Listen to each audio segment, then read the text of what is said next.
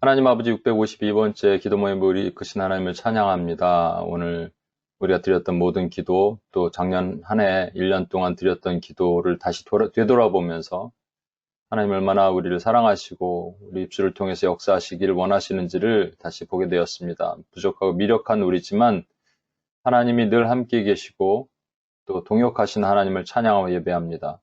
오늘 또 종말론적 기도 네 번째 강의가 있습니다. 하나님 어렵지 않게 하시고 들리게 하시고 귀 있는 자는 성령의 교회에게 하신 말씀이 들려지는 역사가 오늘도 일어나게 도와주시옵소서.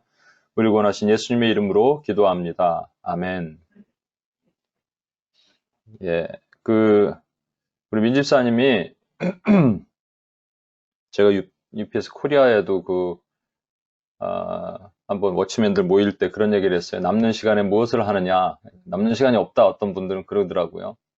근데 진짜 남는 시간이 없는 분이 우리 민집사님이잖아요. 애도 셋이고 하나도 아니고 세 명에다가 풀타임 직장 다니고 가사 일을 해야 되고 또 시어머니도 같이 계시고 최근에 또 고향에까지 왔으니 이거 뭐 근데 2주 동안에 정말로 그리고 준비하던 게 아까 그거 준비하던 게 컴퓨터 파일이 날라갔대요. 사단이 그만큼 방해를 한다 이렇게 본인도 그렇게 얘기를 했는데 잘 준비를 해주셔서 우리가 그 내용들을 보고 한 해 돌이키면서 그 내용을 볼 수 이게 제 생각에는 UPS가 한 4년 차 정도 될 때까지 이걸 했었거든요. 저도 못하다 보니까 한 번 못하니까 그 다음 못하게 되더라고요. 그래서 거의 한 8, 9년 만에 다시 하는데 잘 준비해서 저희가 내년에도 하고 올해 기도문들을 준비해서 책자로 만들면 어떨까? 특히 UUPG 같은 거는 전략기도, 영역기도도 그렇지만 이런 것들 책자로 만들어서 주변 분들에게 배포해서 각자 교회에서 또는 개인에서 이렇게 기도할 수 있도록 하면 어떨까 하는 생각을 해보았습니다. 누군가 사람이 있으면 일을 하더라고요. 그죠? 사람이 없으면 일을 안 합니다. 그래서 사람이 그렇게 일할 수 있는 사람들이 UPS에 또 많이 세워졌으면 좋겠다 생각이 듭니다. 오늘도 그래도 어려운 주제를 계속 얘기하는데 여러분 계속 나와주시는 게 감사하고요. 한국은 코로나 바이러스 때문에 난리가 아닙니다. 웬만한 유치원, 학교, 공공장소, 교회까지 문을 닫았습니다. 여러분 거기 계셔서 잘 모르시죠? 교회까지 문을 닫고 그런 상황입니다. 이 상황에서 두 가지 종류의 반응이 나타나겠죠. 늘 그래왔는데 이렇게 하는 사람들과 또 다른 사람들은 이제 드디어 주님이 오십니다. 드디어 이 온역을 이러한 세상의 마지막 종말론적 사인입니다. 이렇게 말하는 분들. 제가 늘 말씀드리지만 한쪽은 잠자고 있고 한쪽은 호들갑을 떨고 있는 두 부류가 존재할 것입니다. 그러면 우리는 어떻게 해야 되느냐? 주님은 늘 이렇게 내일이라도 오실 수 있다라고. 또 이게 왜 이럴까? 갑자기 이러네. 그래도 계속 해보겠습니다.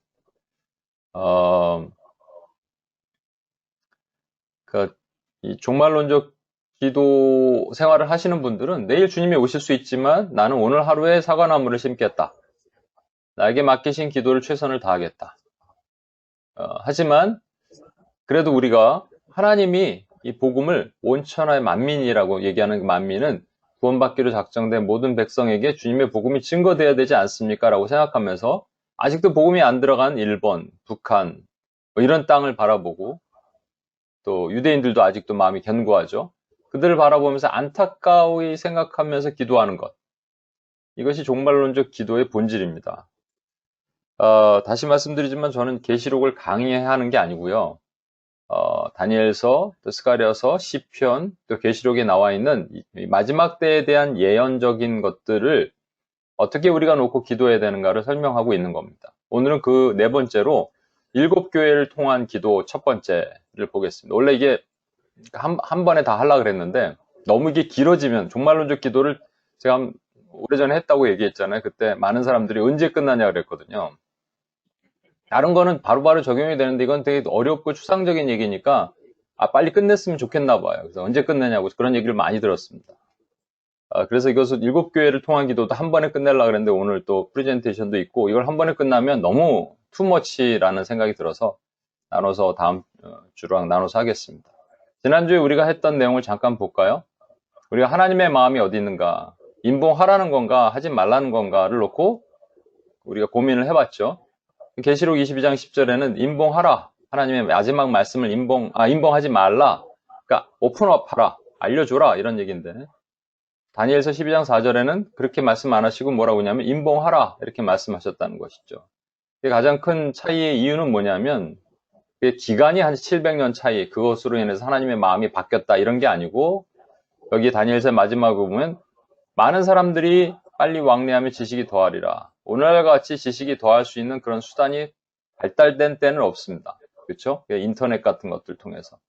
근데 마지막 종말에 대한 것들 딱 보면 엄청나게 도배되어 있는 상당수는 되게 미혹당할 수 있는 가능성이 되게 높은 것들입니다. 제가 요즘에는 다른 유튜브나 이런 방송들에서 나오는 종말에 대한 것들 보고 있어요. 원래는 안 봤거든요. 근데 알아야 되니까 문제가 있는 것들이에요, 사실은. 그런 것들을 보고 있습니다. 한 구독자 수가 되게 많은 어떤 목사님의 이 유튜브 종말에 대한 강의예요. 저처럼 이게 아마 녹화되면 얼굴이 안 그분도 얼굴이 안 나가니까 어떻게 생긴 분인지 알지 못하겠지만, 뭐 그냥 그 뷰가 저랑은 안 맞는 뷰로 이렇게 쭉 설명을 하시던데, 하여튼 결정타는 드러나게 돼 있습니다. 이분이 뭔가를 분석하시더니 주님이 오실 때를 계산을 했어요. 그 영상을 하나 봤습니다. 언제냐? 2020년 올해래요. 여러분 딱 이렇게 얘기하면 심각한 거예요. 2단이에요, 2단. 그죠? 2단은 그 정체가 숨겨 있다고 하더라도 드러나는 겁니다. 마지막 때를 우리가 예측할 수 없어요. 하나님, 우리 그리스도께서, 주님도 이 땅에서 모르시기로 작정하셨는데, 아버지 하나님만 아신다. 천사도 모르고 사람도 모르는데. 그러나 그때 마지막을 늘 긴장감을 가지고 살아야 되는 것은 사실입니다. 그렇죠? 그러니까 인봉해야 되는데, 해야 됨에도 불구하고 인봉하면 많은 사람들이 정말로 이러한 말도 안 되는 말도 안 되는 이단들이 그렇잖아요. 신천지도 그렇고 전부 뭐 계시록 비유풀이 이래갖고 나오고 있잖아요. 이런 것들이 문제입니다. 오늘도 우리 기도했던 통일교 그쪽에서 파생된 것들, 그렇죠? 그런 이단들은 전부 계시록, 특히 마지막 때 종말에 대해서 자기네들의 그 미혹하기 딱 좋은 수단을 쓰고 있어요. 만약에 제가 여기서 말이죠, 2027년 주님이 오십니다. 그리고 막 사인이 이렇습니다. 그림 몇 개 보여주고 그러면 여러분 훨씬 더 많이 모일걸요? 근데 아니잖아요? 그러니까 여러분 별로, 언제 끝나요? 목사님 이런 얘기를 하는 거예요. 우리에게 탁 와닿지 않는. 한 번 더 보겠습니다. 이거 벌써 4번째인데, 4번 정도 보면 우리가 여러분이 이제는 좀 이해할 수 있을 것 같아요.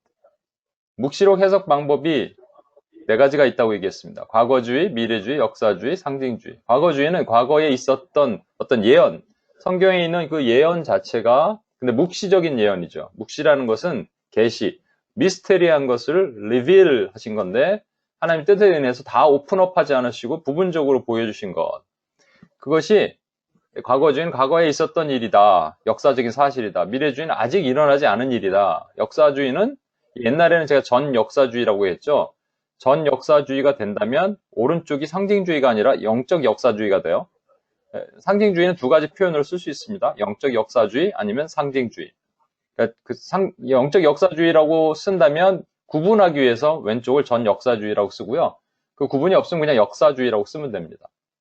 역사주의는 역사 가운데 계속 일어났던 어떤 사건들의 연장선이다 이렇게 보는 것이고요. 상징주의는 그러한 사실, 어떤 해프닝이 아니고 하나님의 나라와 사단의 나라가 kingdom in advancing, kingdom advancing 하는 것, 하나님의 나라가 확장되는 일 가운데 사단의 나라와 충돌하는 것을 보여주시는 것이다 라고 보는 것이죠. 근데 이게 사실은요, 연관성들이 있어요. 무슨 얘기냐면 미래주의와 역사주의가 연관이 있습니다. 어떤 얘기냐면 미래주의라는 것은 아직 일어나지 않은 일이잖아요. 그래서 제가 만약에 코로나 바이러스, 이 코로나 바이러스가 마지막 때에 대한 사인입니다 그랬어요. 제가 미래를 예다보면서, 아니, 미래에 일어나기 전에, 코로나 바이러스가 발현되기 전에 제가 뭐라고 예언하냐면 곧 바이러스와 같은 것이 있어서 전 세계를 어지럽게 만들 것입니다 그랬습니다. 근데 역사주의 관점, 그 다음에 보니까 코로나 바이러스가 발현이 됐어요. 그러면 어떻게 됩니까? 사람들이 그게 그건가 보다 그러겠죠? 근데 코로나 바이러스가 쓱 하면서 지나가면서 아무 일이 없어졌어요. 그러면 그것은 미래를 예측한 것이지만 시간이 지나면서 하나의 역사적인 사실로 남는 겁니다. 그죠? 그러니까 미래주의는 역사주의가 되는 거예요. 이해하시겠습니까? 그런가 하면 과거주의는 그냥 과거에 있었던 일로 끝나지만 상징주의가 상징으로만 봐서는 절대 위험합니다. 제가 말씀드렸죠? 상당히 많은 부분에 신천지가 풍요, 알레고리로 해석하는 일들이 되게 많고 그런 이유가 뭐냐면 전부 상징으로 본다라는 개념 때문에 그래요. 그들은요, 과거에 있었던 역사적인 사건을 무시한 채 상징만을 내세우기 때문에 위험한 겁니다. 한 예를 들겠습니다. 우리가 지금 계시록을 보는 것은 계시록의 원 독자가 누구냐면 초대교회예요. AD 92년에 도미티안 황제가 등극하고 96년에 이 반모섬에서 사도 요한이 계시록 그 환상을 봤기 때문에 그 엄청난 박해가 있었던 시절에 그러니까 아주 평안할 때가 아니에요. 교회가 박해 있었던 그 백그라운드를 통해서 그 과거주의적 관점을 본다면 그런 백그라운드를 통해서 하나님께서 그 초대교회에게 하신 말씀이 그냥 초대교회로 끝난 게 아니고 우리에게도 계속 적용되어 온 것이죠. 모든 2000년 전 교회 가운데 적용이 되어 온 거예요. 그렇기 때문에 과거주의를 바탕으로 해석을 하면서 상징주의를 풀어나가는 겁니다. 상징주의가 그냥 상징만 본다면 위험합니다. 아시겠죠, 여러분? 그러니까 사실은 이 미래주의는 조금 저랑 생각은 다른 부분이에요. 그렇지만 미래주의가 아직 일어나지 않은 아주 임박한 일에 대해서 경계하면서 또 바라보기 때문에 이분들에게 뜨겁게 기도를 많이 한다고 얘기했잖아요. 한국에서 기도하는 기도 단체들은 거의 미래주의적 관점으로 모여서 기도들 많이 하더라고요. 근데 기도해야 될 많은 교회, 대다수의 한 80%, 한국의 한 80% 교회는 상징주의예요. 기도를 많이 안 하고 있어요. 그게 참 문제죠. 왜냐하면 별로 일이 없거든요. 상징주의라는 것은 상징이니까, 눈에 보이는 게 없으니까. 미래주의라는 것은 문자적인 거거든요. 이게 무슨 말이냐면요. 두 가지만 본다면 미래주의는 문자적인 해석을 통해서 나타납니다. 한 예를 들어서 계시록 1장 다음에 2장, 2장 다음에 3장, 3장 다음에 4장, 5장, 6장에서 22장까지 이 순서도 순서대로. 그리고 14만 4천 명, 그러면 14만 4천 명도 그 문자적으로. 14만 4천 명이 실제적으로는 문자적으로 봐야 되는데, 또 이렇게 해석하다 보니까 14만 4천 명은 또 영적으로 해석을 해요. 상징적으로 해석을 해요. 그래서 그분들이 12 곱하기 12 곱하기 1000, 이건 또 동일합니다. 14만 4천 명을 문자적으로 해석하는 데는 신천지 같은 데는 진짜 14만 4천 명이 구원받는다고 얘기했다가 14만 4천 명의 성도 수가 넘었어 벌써. 신천지가 14만 4천 명이 넘었어요, 여러분. 엄청나게 많죠. 19만 얼마 정도 됐대요. 그러니까 이게 헷갈리니까 14만 4천 중에서도 진짜가 있다 이렇게 또 얘기를 했다는 거예요. 아무튼 그렇습니다. 계시록에 보면은 이게 문자로 풀 수 없는 신기하고 이상한 것들이 많이 있거든요. 근데 문자적으로 풀려고 노력을 하는 것이 이 미래주의적 해석의 관점이에요. 그런가 하면 상징주의는 상징적으로 해석을 합니다. 은유적으로 해석을 하죠. 아까도 말씀드렸지만 상징적으로 모든 걸 100% 풀면 이거 상당히 위험합니다. 그 근본을 어디로 두냐면 성경의 역사를 통해서 봐야 되고 말씀은 말씀 안에서 풀어야 돼요. 나중에 제가 하나씩 설명을 드릴게요. 그래서 나타난 게 문자적 해석. 여러분 오늘은 설명 안 드리겠지만 이것만 알고 계세요. 그냥 전천년. 문자적 해석은 천년주의가 전천년에 해당되는데 전천년도 역사적 전천년과 세대주의 전천년이 있어요.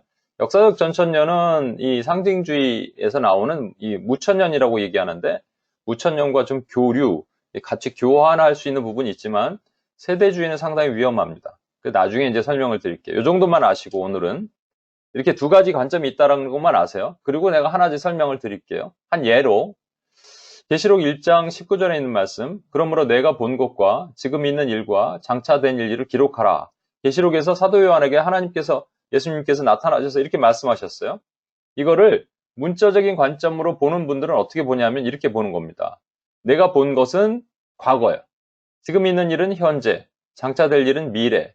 그래서 내가 본 것이 어디 있냐면 계시록 1장에 보면 이제 그리스도가 표현되고 나타나고 그리스도가 옷이 하얗고 눈이 불꽃 같고 발은 주석 같고 이렇게 쭉 설명이 되어 있는 것을 봤다. 네가 본 것이고 과거에.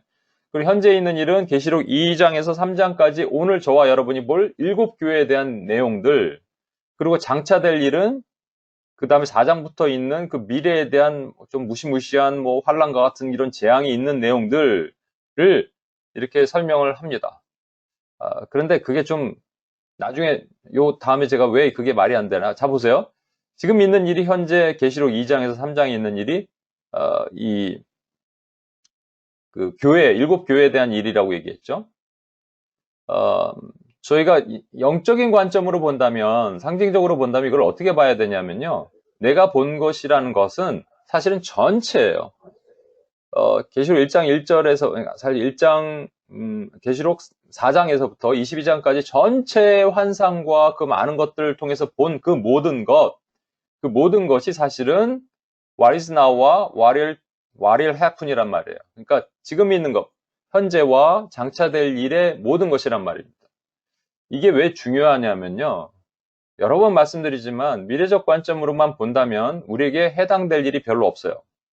아직 일어나지 않은 일이에요. 그래서 계시록은 적용점이 없습니다. 여러분, 우리에게 적용되지 않은 성경 말씀은 단 하나도 중요하지가 않아요.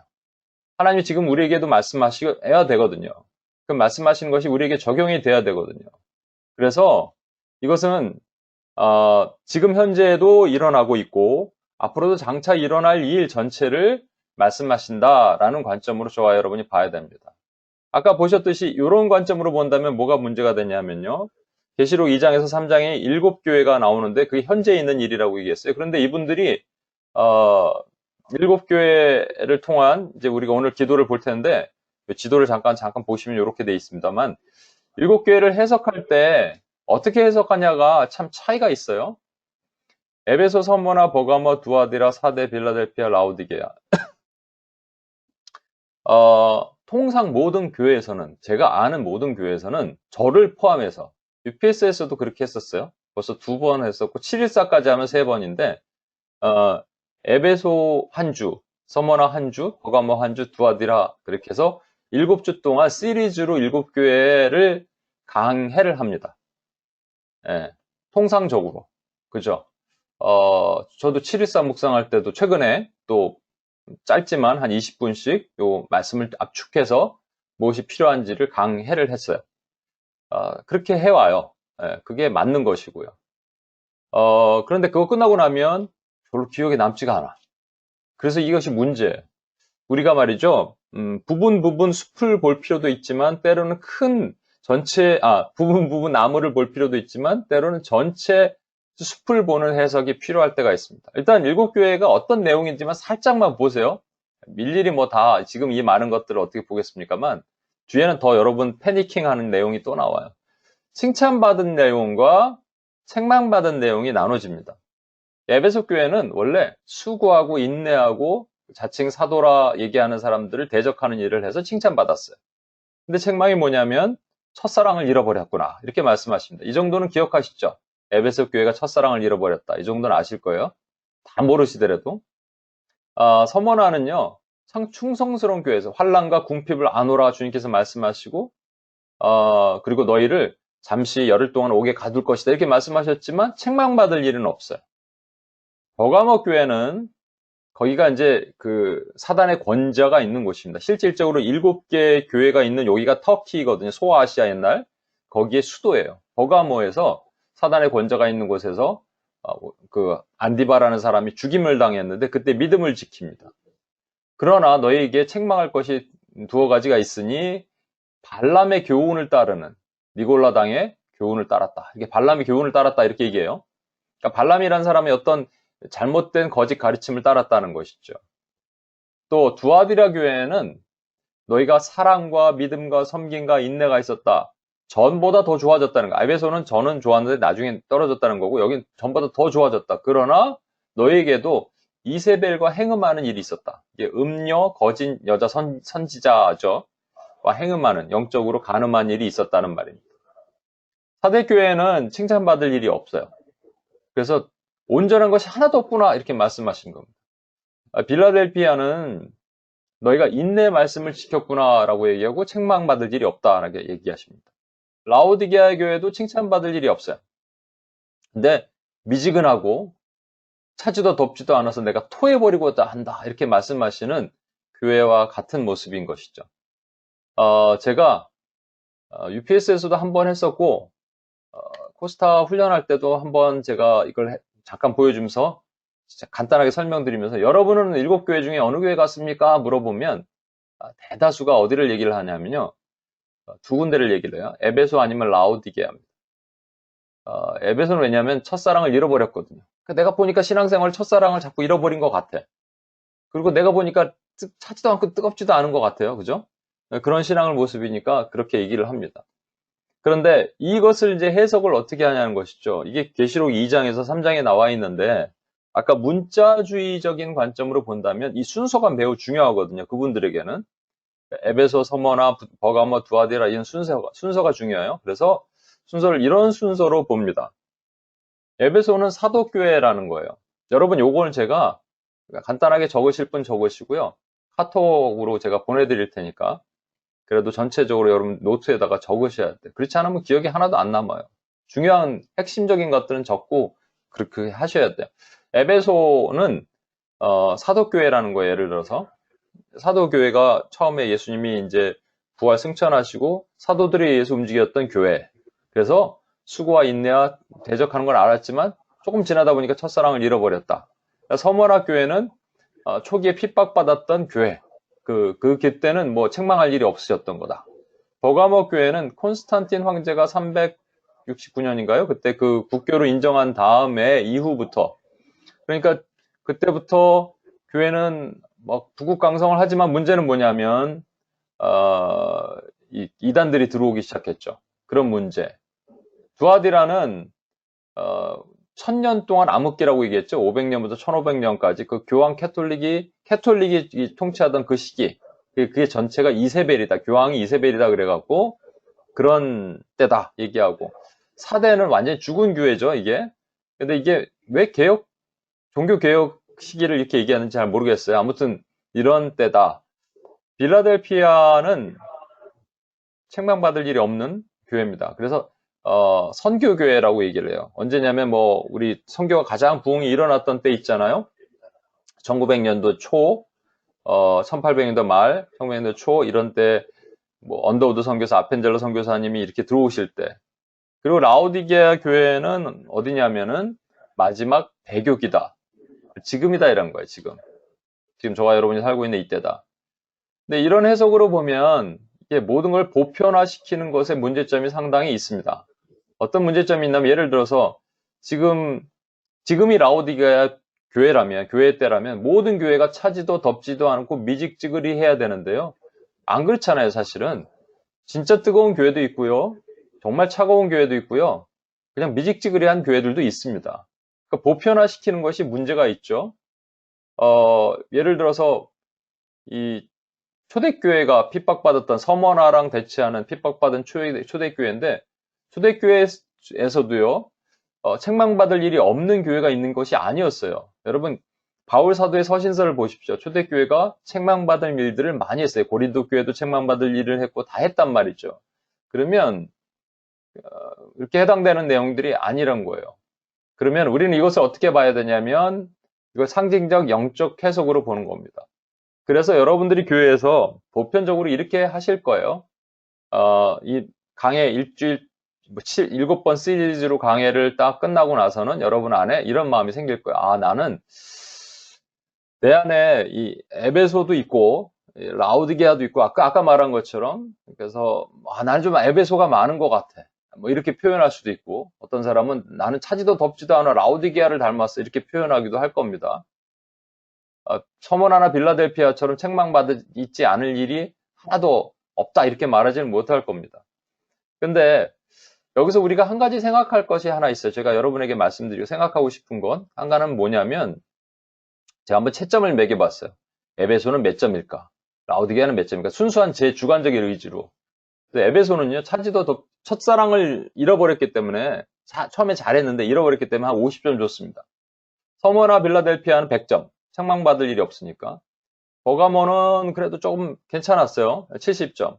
두아디랑 그거보다 약간 못하니까 60. 사대는 칭찬받을 일이 없어. 사대랑 라우디게아는. 그래서 빵점 줄까 하다가 20점 줬습니다. 그럼 여기 이렇게 딱 됐는데 그럼 순서를 이렇게 정하면 안 되잖아요. 이렇게 정해야 되잖아요. 서문화 먼저 빌라델피아, 버가모, 두아디라 이렇게 나가야 되는 것이 맞지 않겠습니까? 통상 그래서 왜 순서가 에베소, 서머나, 보가모, 두아디라, 사대, 빌라델피아, 라우디게아인가? 그럼 과연 아까 말한 문자주의를 말씀하신 분들이 말한 에베소는 사도교회고 라우디게아는 현재 교회 이 순서대로 흘러가는 것이 맞는가? 우린 그렇게 볼 수는 없는 거잖아요. 여기에 대해서 또 어떤 분들은 이렇게 보기도 합니다. 보편적으로 이 계시록의 7교회가 이게 팟모스가 반모섬이죠. 반모섬에 이 사도 요한이 유배되어 있었는데 반모섬에서 가장 가까운 것이 에베소예요. 그러니까 누군가 편지를 전했겠죠. 그러니까 편지를 전한 사람이 에베소 갔다가 그다음에 서머나 갔다가 그다음에 버가모 갔다가 두아디라 갔다가 사대 갔다가 필라델피아 갔다가 라우디게아로 갔다. 이렇게 갔다. 이게 맞습니다. 역사적으로. 그래서 편지를 전하면서 교회마다 이 편지를 전해서 읽게 한 사실이 맞아요. 근데 그거는 그 다음 거를 우리가 생각할 때 생각해 봐야 돼. 더 나가서 생각해 봐요. 뭐냐면 그러면 왜 하나님은 에베소를 1번에 두시고 서머나를 2번에 두셨냐는 거예요. 라우디게아를 1번에 두실 수 있잖아요. 라우디게아라는 도시가 1번에 있을 수 있잖아요. 버가모가 2번에 있을 수도 있잖아요. 그렇기 때문에 하나님께서 에베소를 1번에 두시고 라우디게아를 7번에 두신 이유가 있을 거 아니에요. 그것을 문자적인 관점에 봤을 때 아까 문자주의로 얘기하는 분들은 그렇게 얘기했지만 우리가 좀 영적인 관점으로 볼 필요가 있지 않겠냐라는 겁니다. 그 전에 아까 우리가 잠깐 봤던 이 7교회에 대한 것을 좀 더 구체적으로 볼 텐데요. 제가 이거를 여러분에게 보내드릴 텐데 절대 don't be panicking. 지금부터 이 많은 걸 또 뭔 얘기를 하나 이렇게 얘기하지 마시고요. 제가 말씀드렸잖아요. 이런 종말론적 기도를 전 세계에서 가장 쉽게 설명할 수 있는 지혜를 주십시오. 주님 제가 이렇게 기도하고 있다니까요. 그러니까 조금 쉽지 않겠지만 여러분들 그냥 이해할 수 있는 부분 한번 쫓아와 줬으면 좋겠어요.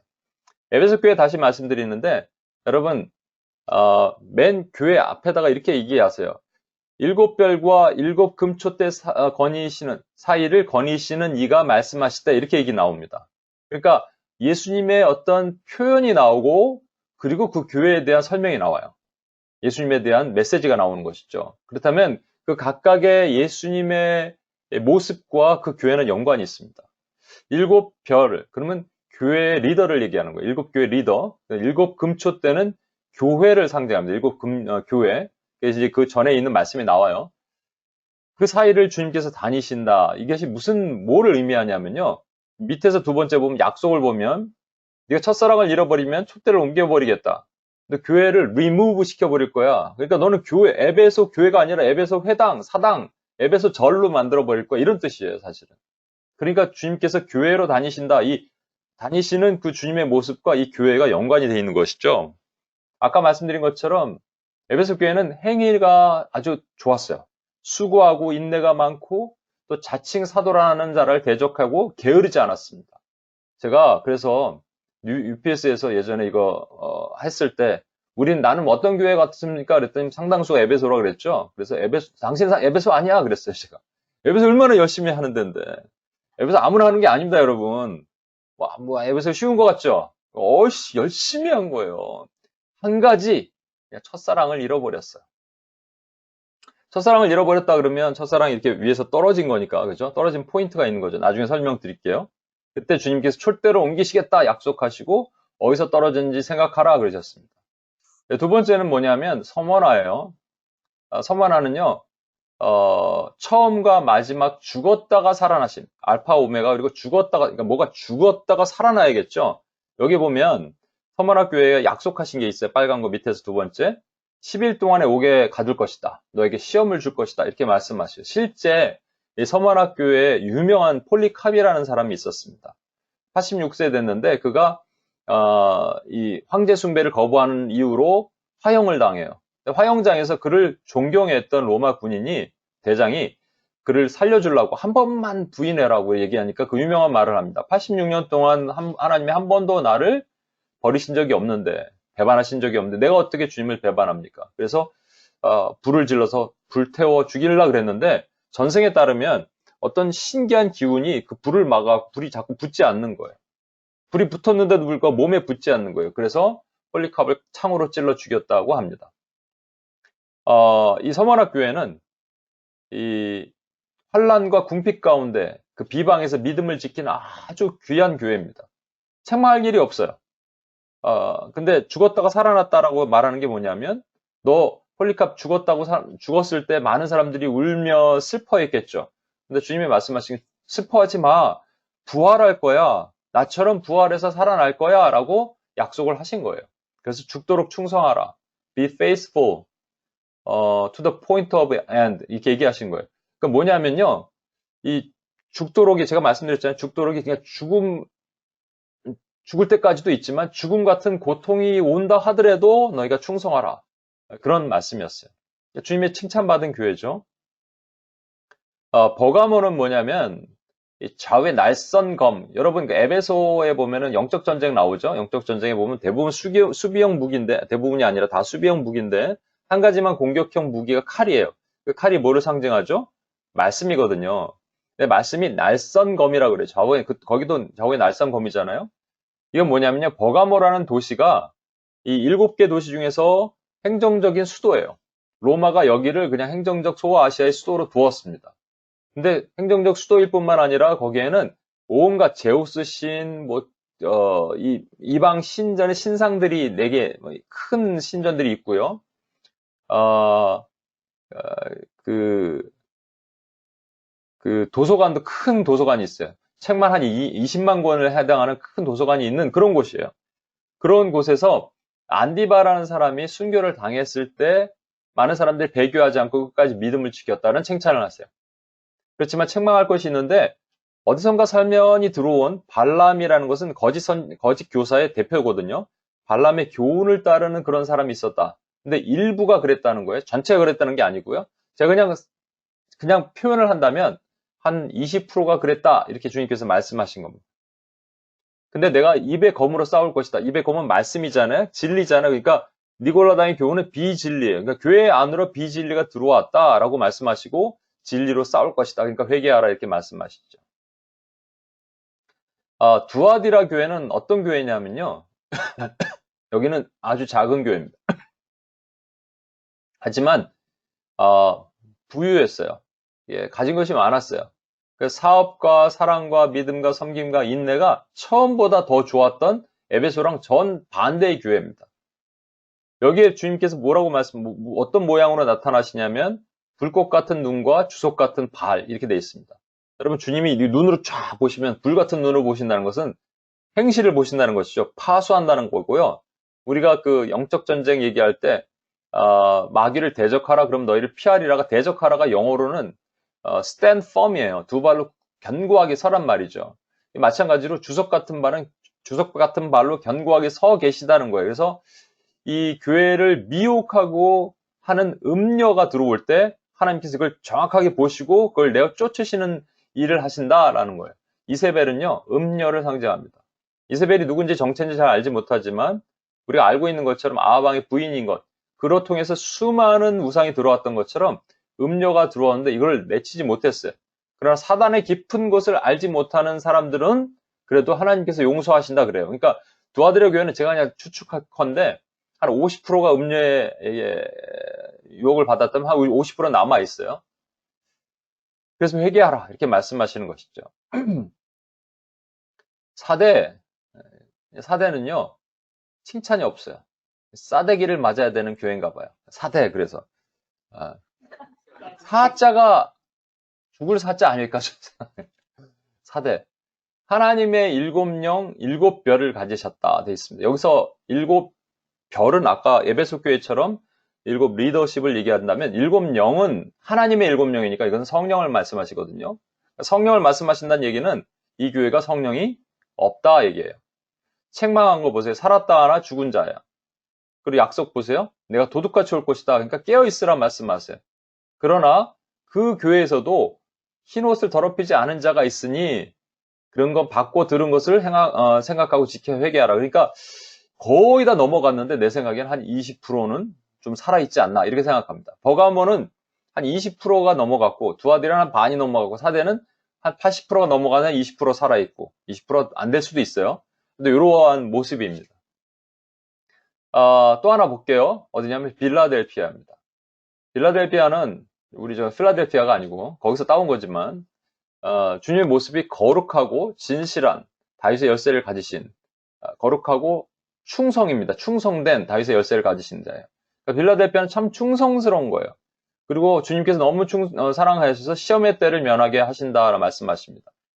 교회가 힘이 없는 작은 개척교회 같은 교회예요. 필라델피아 교회는. 그런데 작은 능력으로 인내의 말씀을 지키고 배반하지 않았대요. 하나님이 칭찬하시는, 그러니까 서머나를 칭찬하시고 빌라델피아를 칭찬하셨죠. 그러니까 책망할 것이 없으셨죠. 두 교회가 그랬습니다. 마지막으로 라오디게아, 그 유명한 라오디게아. 라오디게아는 뭐라고 말씀해요? 아멘, 충성, 참된 증인, 하나님의 창조의 근본이니까 여기는 충성되지 않았다는 얘기겠죠. 어떠냐면 차지도 뜨겁지도 않은 미직지근해서 하나님이 토해버리신다. 이 라오디게아 교회는 아주 부자 교회입니다. 근데 스스로 부자라고 얘기해요. 그러니까 너희가 스스로 부자라 하지 말라. 너희는 가난한 자다. 주님께서 말씀하세요. 토하여 버리겠다. 열심을 내라. 회개하라. 심지어는 문을 열라. 이렇게 말씀하시는데 뒤에 설명하겠지만 그 유명한 말씀인 내가 문 밖에서 두드리노니 라고 문을 열라 라고 말씀하시는 교회입니다. 여러분 요거는 카톡으로 보내드릴 테니까 여러분 생각날 때마다 쭉 나중에 계시록을 어디서 들으실 때마다 읽으실 때마다 보시면 좋고 이걸 어떻게 다 기억하겠어요 여러분들이. 그쵸? 한 가지만 기억하신다면 여러분이 스스로 에베소라 그랬다면 제대로 하시라는 말이에요. 에베소 엄청나게 잘했던 교회예요 여러분. 근데 저는 그런 생각이 들어요. 여기서 우리가 하나님께서 이 순서를 정하셨을 때 그 분명한 의미가 있지 않을까 하는 생각이 들어요. 한 가지 더 힘든 거 하나 볼게요. 위에 거는 똑같아요. 근데 그 다음 말씀이 공통적으로 들어가 있는 게 뭐냐면 귀 있는 자는 성령이 교회에게 하시는 말씀을 들을지어다. 이 말씀을 아시죠? 귀 있는 자는 들을지어다. 그러니까 다 귀 있잖아요, 여러분. 귀 있는데 왜 못 들어요? 그러니까 못 들을 수도 있다는 얘기입니다. 그런 귀 있는 자니라고 말하는 것은 하나님께서 귀를 열어서 듣게 하는 자는 이라는 거예요. 깨닫게 하는 자는 이라는 거예요. 같은 말씀이 있는데 깨닫지 못하는 자가 있고 깨닫는 자가 있다는 얘기입니다. 여러분 아까 말씀드린 것처럼 7번 7주 동안의 시리즈로 강의하는 것도 매우 중요합니다. 그래서 각각의 의미를 여러분 보면서 나한테 적용하는 게 매우 중요합니다. 하지만 이 전체가 그러고 나서 그냥 지나고 나면 기억이 별로 안 남고 그냥 뜨뜻미지근한 게 이게 라우디게아인지 두아디라인지 맨날 헷갈리고 그런 거 말고요. 전체 그림을 볼 수 있는 눈이 필요합니다. 여러분 보시면 공통점이 있어요. 이렇게 귀 있는 자는 성령이 교회에게 하신 말씀을 들을지어다 하신 다음에 주님께서 이렇게 하라. 이긴 자는 이렇게 할 것이다. 또 이렇게 할 것이다. 약속하시고 하나님께서 이런 약속을 주시죠. 각각에. 근데 공통점이 뭐예요? 이기는 그에게는입니다. 이긴다는 말이 이게 여러 군데서 나오는 말인데요. 이 니카오라는 헬라어 동사가 말이죠. 어디서 주로 썼냐면 예수님께서 이거 아시죠? 어떤 그 강한 자가 어떤 집에 들어가서 세간을 잡고 있을 때 더 강한 자가 와서 그 강한 자를 결박하고 세간을 다시 탈취해 온다라고 할 때 그 강한 자가 사단 원수마귀라면 더 강한 자 그리스도께서 그 강한 자를 결박한다라고 말할 때 쓰던 말이 니카오입니다. 또 주님께서 이렇게 말씀하시죠. 환난 날에 너희가 두려워 말라. 내가 세상을 이기었노라 할 때도 니카오예요. 이기는 그거예요. 또 그 로마서에 보면은 바울 사도가 선으로 악을 이기라 할 때도 니카오입니다. 여러분, 그러면 이 이긴다는 말은요, 그냥 있는 말이 아니고요. 7교회 전체에게 하신 하나님의 영적 전쟁에 대한 얘기입니다. 영적 전쟁에 대한 내용이에요. 그래서 이렇게 싸워서 너희는 이겨야 된다는 얘기예요. 근데 과연 이 7교회에 대한 내용들을 보고 나서 우리가 영적 전쟁 내용으로 이기는 전쟁에 대한 내용으로 우리가 보고 있냐고요. 아니란 말이에요. 보편적으로 보면 아닙니다, 제가. 그러니까 이게 적용이 잘 안 되는 것이죠. 그리고 이게 교회에게 하신 말씀이고 그 교회는 오늘날 2000년 전 역사 가운데 모든 교회에게 하신 말씀이 돼야 됩니다. 모든 교회가 이 말씀을 듣고 이렇게 싸워 나가고 있냐고요. 근데 아닌 것 같아요, 제 생각에. 그게 좀 답답한 얘기죠. 그래서 저와 여러분에게 제가 오늘 그 말씀을 좀 드리고자 하는 거예요. 여러분, 요 그림을 딱 보면 이게 꼭 맞을 수도 있고 틀릴 수도 있는데요. 저도 얘기할 수 있잖아요. 신학자들은 전부 대부분 자기 추정이에요. 추론 얘기하는 겁니다. 저도 제 추론 얘기할 수 있잖아요. 이 구조상 보면 에베소, 서머나, 버가모, 두아디라, 사데, 빌라델피아, 라오디게아가 이런 구조로 되어 있다면 에베소와 라오디게아가 짝을 이룰 수 있고요. 서머나와 빌라델피아는 칭찬받은 교회니까 짝을 이룰 수 있고 가운데 세 개, 버가모, 두아디라, 사데가 좀 다릅니다. 아니, 에베소와 라오디게아가 뭐 비슷한 게 별로 없는데 여러분 그렇게 생각할 수 있는데 아까 버가모, 두아디라, 사데와 에베소, 라오디게아가 다른 점이 뭐냐면요. 기억하세요? 버가모, 두아디라, 사데는 버가모 교회에게는 너희가 사단의 권자가 있는 곳인데 거기 믿음을 잘 지켰다. 그러나 발람의 교훈을 따랐구나. 일부 사람들이 라는 거예요. 그러니까 교회가 두 종류가 있는데 참 믿음을 지키는 사람들과 일부 반역한 사람들이 있다가 버가모예요. 두아디라는 뭐라 그랬냐면 이세벨의 그 음녀를 용납했던 사람들이 있구나. 거의 한 50%가 교회가 그렇게 됐구나. 예를 들어서 그렇다면 거기도 하나님의 충성스러운 종들과 그 다음에 배교한 사람들이 같이 있는 거예요. 사대는 뭐라 그러냐면 온전한 게 하나도 없어. 그래도 아직 흰 옷을 더럽히지 않은 일부 사람들이 있구나. 사대는 그런 거예요. 그러니까 비율만 틀린 것 뿐입니다. 버가모가 뭐 80대 20이면 두아데는 50대 50, 사대는 20대 80 이렇게 되는 거예요. 그렇죠? 그러니까 좋은 부분과 나쁜 부분, 나쁜 영혼들이 함께 있구나를 주님께서 말씀하시. 이게 보편적인 교회 모습이 돼야 될 거 아니에요. 이렇게 되겠죠. 어느 교회가 일반적으로 다 나쁘진 않을 거 아니에요. 성도들이. 하지만 에베소와 라오디게아는 그렇게 말씀하지 않으셨어요. 에베소는 그냥 네가 열심을 내고 충성스럽게 다 하고 다 했는데 첫사랑을 잃어버렸구나 라고 말씀하시고 라오디게아는 너는 차지도 덥지도 않아서 내가 토해버릴 것 같다. 역겹다. 라고 말씀하셨어요. 스스로 부자라고 말하지만 넌 가난한 자야 라고 말씀하셨어요. 에베소 교회에게 너는 첫사랑을 잃어버린 일부 사람들이 있구나 라고 말씀하지 않으셨어요. 라오디게아 교회에게 미직지그레한 신앙을 가진 대다수의 사람들이 있구나. 일부는 안 그렇지만 라고 얘기하지 않으셨어요. 이게 무슨 뜻인지 아십니까?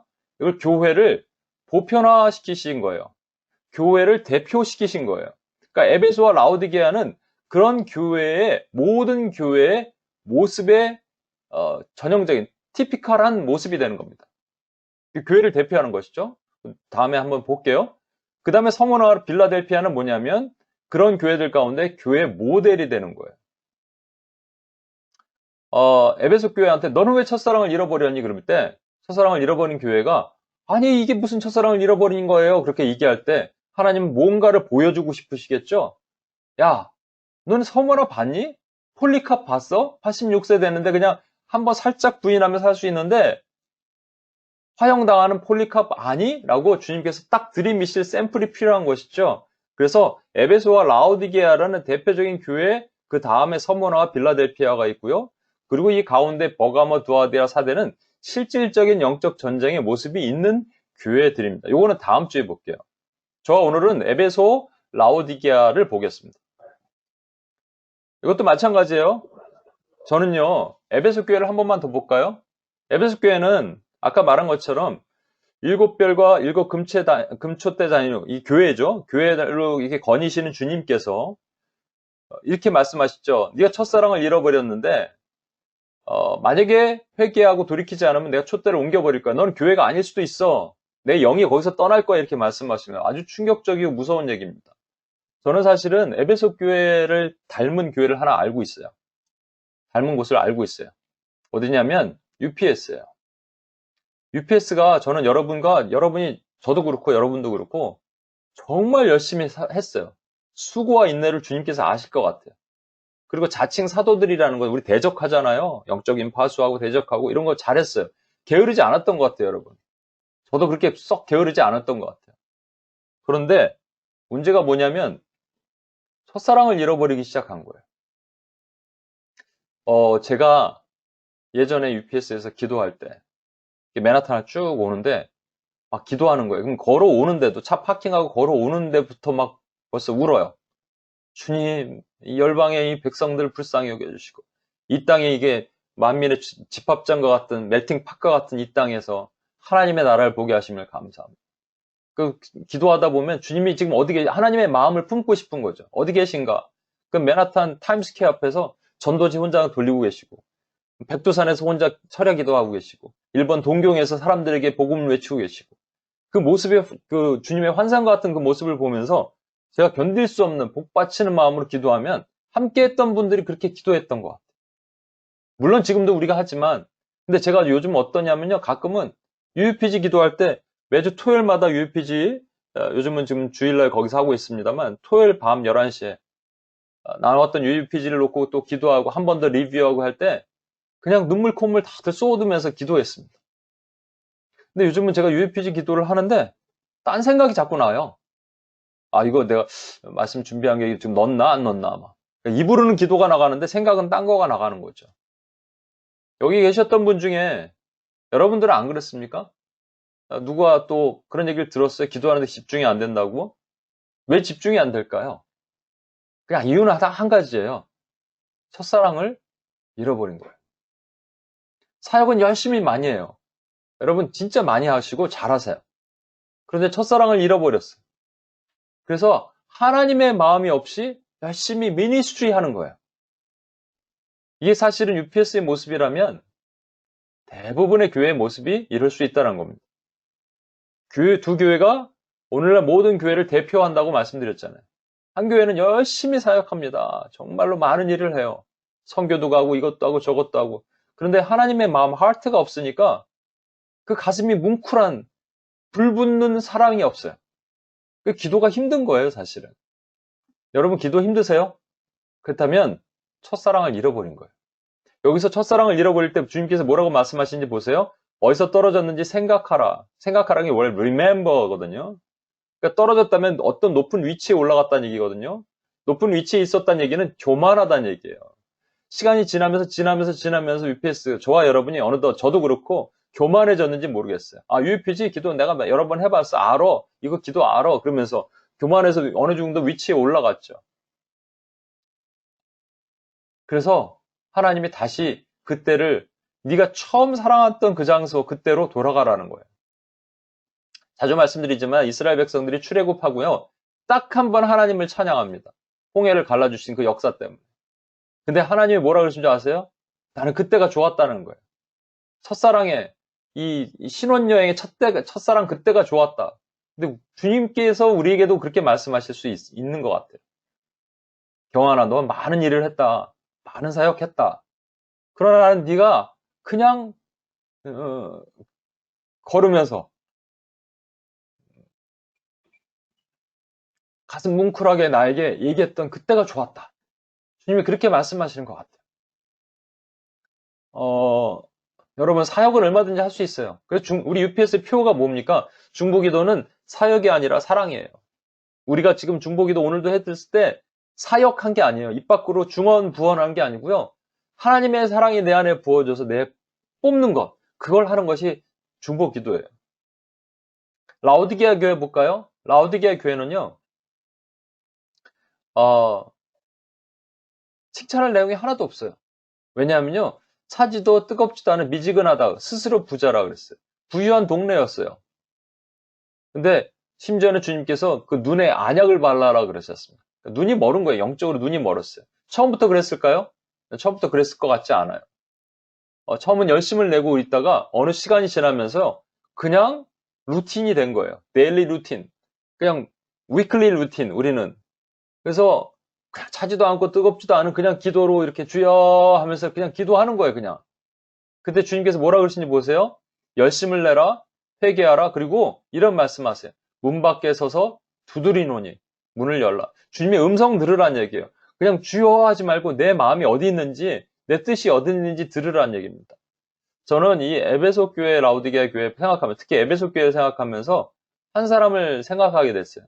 누구냐면요. 이게 누구죠? 예, 마르다입니다. 마르다. 마르다 이 말씀을 같이 한번 찾아보겠습니다. 누가복음 10장입니다.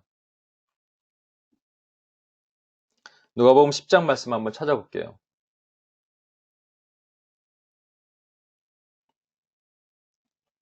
누가복음 10장 38절입니다. 누가복음 10장 38절.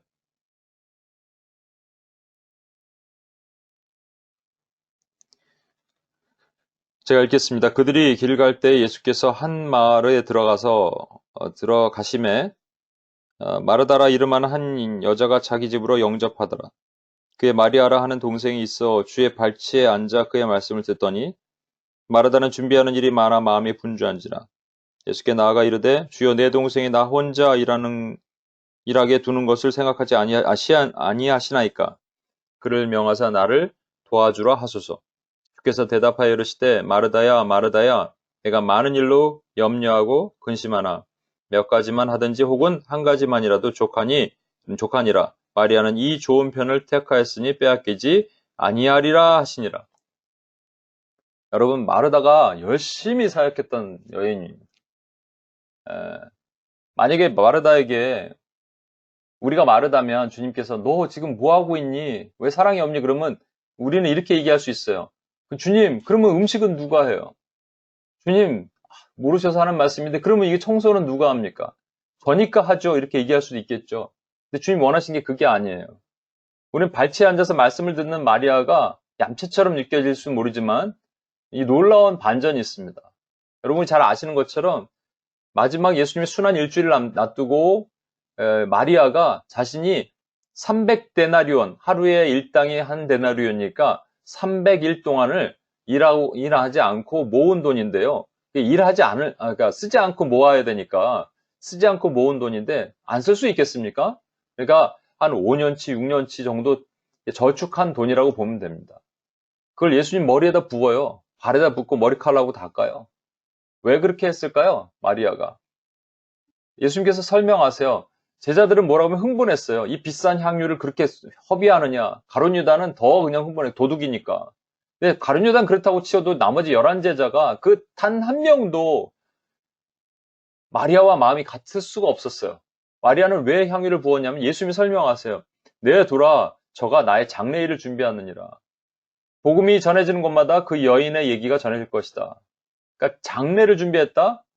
깨달은 거예요. 예수님, 이분은 하나님의 아들 메시아구나. 두 번째는, 이분이 말씀하실 때 내가 곧 죽을 것이고 다시 부활하실 곧 죽으시는구나를 이해했던 유일한 여인이 마리아입니다, 여러분. 근데 마리아는 어떻게 그럴 수 있었을까요? 예수님 발 옆에서 말씀을 듣고 있었어요. 마르다는 일하고 있었는데 마리아는 말씀을 듣고 있었단 말이에요. 여러분, 라오디게아 교회 다시 한번 보실래요? 라오디게아 교회 주님께서 뭐라고 말씀하시냐면 볼지어다 내가 문 밖에 서서 두드리노니 누구든지 문을 여면 나는 그와 더불어 먹고 그는 나와 더불어 먹으리라. 이게 초신자 전도 카드 같은데 이렇게 보면 나오거든요. 초신자에게 얘기한 게 아니에요. 라오디게아 교회, 일본 기존 신자에게 말씀하신 거예요. 귀를 막고 문을 닫고 있는 자에게 얘기하신 거란 말이죠. 저는 이 라오디게아의 문을 두드리노니에 해당되는 또 다른 말씀이 하나 연상이 됐어요. 아가서 이것도 찾아볼게요. 아가서 5장 2절에서 8절입니다. 아가서 5장 2절에서 8절. 제가 갖고 있는 성경은 963페이지 정도 있고요. 아가서는 여러분 잘 아시는 것처럼 솔로몬과 술라미 여인이 서로 이렇게 주고받고 하는 대화, 연애 편지와 같은 내용인데요. 여기는 술라미 여인, 그러니까 술라미 여인은 저와 여러분, 교회라고 보시면 되고요. 솔로몬은 그리스도를 모형합니다. 그러니까 교회가 지금 얘기하는 거예요. 교회가 독백하는 거예요. 잘 들어보세요. 5장 2절입니다. 내가 잘지라도 마음이 깨었는데 나의 사랑하는 자의 소리가, 나의 사랑하는 자는 예수님이에요. 그러니까 저와 여러분의 모습으로 저와 여러분이 지금 독백하는 걸로 읽어볼게요. 내가 잘지라도 마음이 깨었는데 나의 사랑하는 예수님의 소리가 들리는구나. 문을 두드려 이르기를 나의 누이 나의 사랑 나의 비둘기 나의 완전한 자여 문을 열어다오. 문 밖에 서서 두드리시죠. 내 머리는 이슬이 내 머리털에는 밤이슬이 가득하였다. 하루 동안 한참 기다리셨기 때문에 이슬이 젖었다는 거예요. 주님의 머리에. 근데 우리가 뭐라고 얘기하는 거 보세요. 내가 옷을 벗었으니 어찌 다시 일어나겠으며 내가 발을 씻었으니 어찌 다시 더럽히냐마는 영적 게으름에 빠진 거죠. 주님이 문 밖에 두드리는데 내가 할 게 많아. 하나님 지금 일하고 있거든요. 지금 내가 좀 유튜브 좀 봐야 되거든요. TV 좀 봐야 되거든요. 사람들과 좀 잡담 좀 해야 되거든요. 내가 좋은 것들이 더 많아요. 그래서 하나님의 음성이 들리지 않는 거예요. 그랬더니 내 사랑하는 자가 문틈으로 이번에 손을 들이밀어요.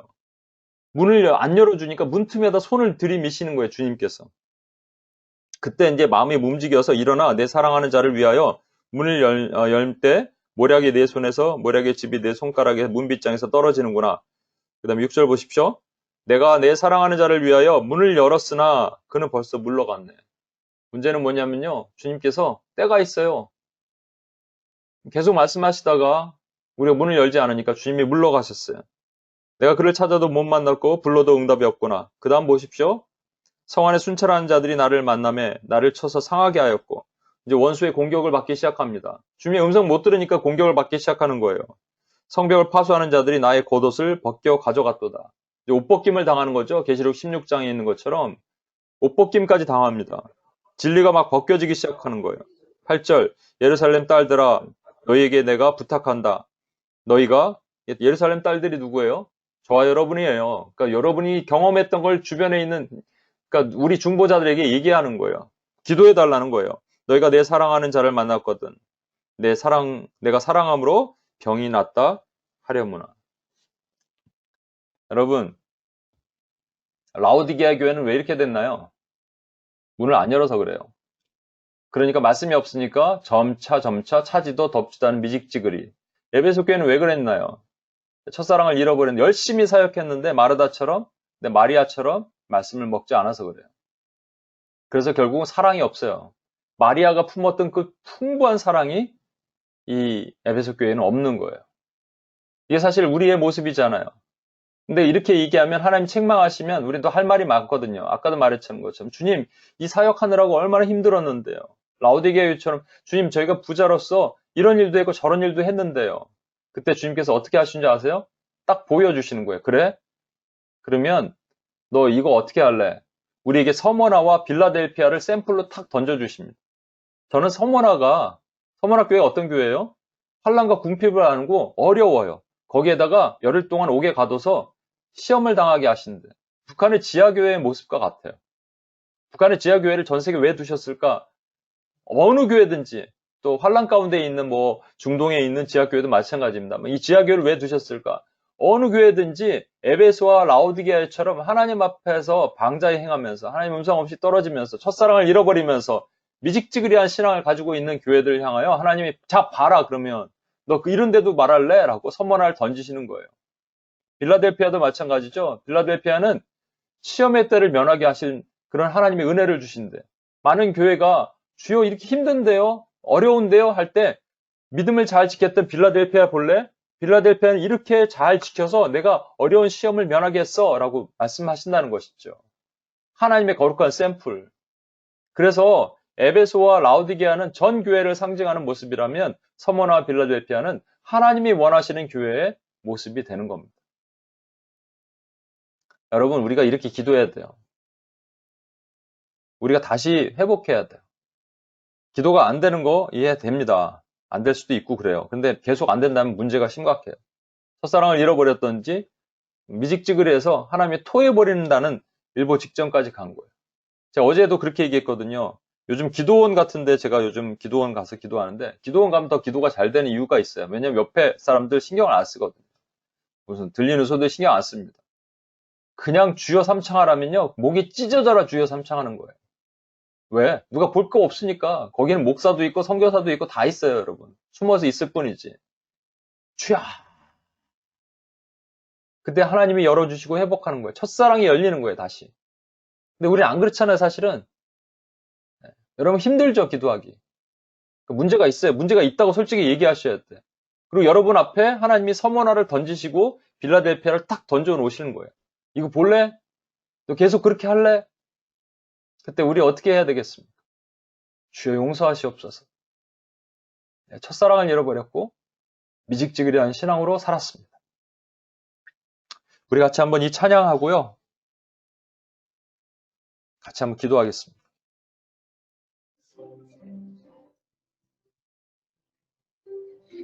하나님 아버지, 감사합니다. 에베소와 같고 라오디게아 같고 그것이 우리의 본질의 모습이지만 주님이 우리를 끝까지 너는 서머나처럼 나에게 칭찬받기를 원하노라.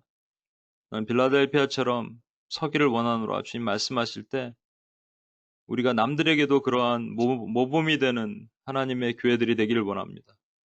하나님이 찾으시는 다윗과 같이, 다니엘과 같이, 사무엘과 같이 하나님 보시기에 마음이 흡족한 하나님의 거룩한 샘플이 되는 하나님의 피스가 될 수 있도록 도우시고 기도자 한 명 한 명이 될 수 있도록 하나님 지켜 주옵소서. 우리를 구원하신 예수님의 이름으로 기도합니다. 아멘.